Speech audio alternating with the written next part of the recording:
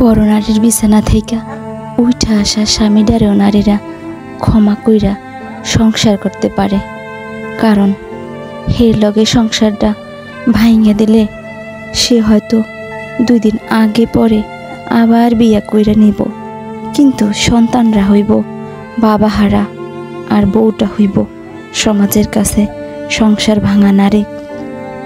তার জন্যই তো মায়েরা স্বামীর শত অন্যায় অত্যাচার সহ্য কইরা সংসার কইরা যাচ্ছে, শুধুমাত্র সন্তান আর মান সম্মানের ডরে।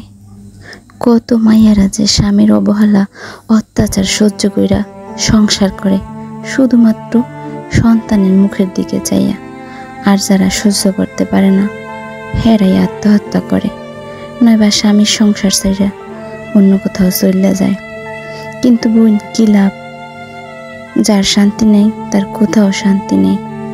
যার প্রথম জীবনে শান্তি হয় না তার কোথাও শান্তি হয় না। অন্যের ঘরে একবার যাইয়া দেখো, সেখানেও তোমারে কেউ সম্মান দেবে না, সেই স্বামীও তোমারে সম্মান দিবে না।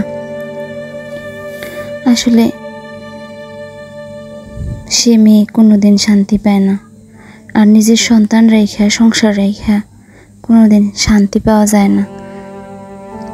তাই নিজে সংসার থেকে পালাইও না, শুধু সন্তানের সুন্দর ভবিষ্যতের জন্য নিজের সুখ বিসর্জন দিয়ে হলেও সংসারটা টিকিয়ে রাখার চেষ্টা করবা।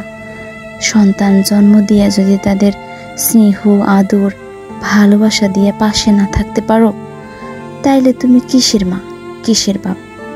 সন্তানের সুখে প্রকৃত সুখ।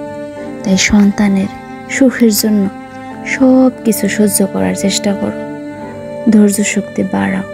নিজের সুখ কয়দিনের জন্য, কিন্তু সন্তানের ভালোর জন্য নিজেকে সুখ বিসর্জন দেওয়াই ভালো।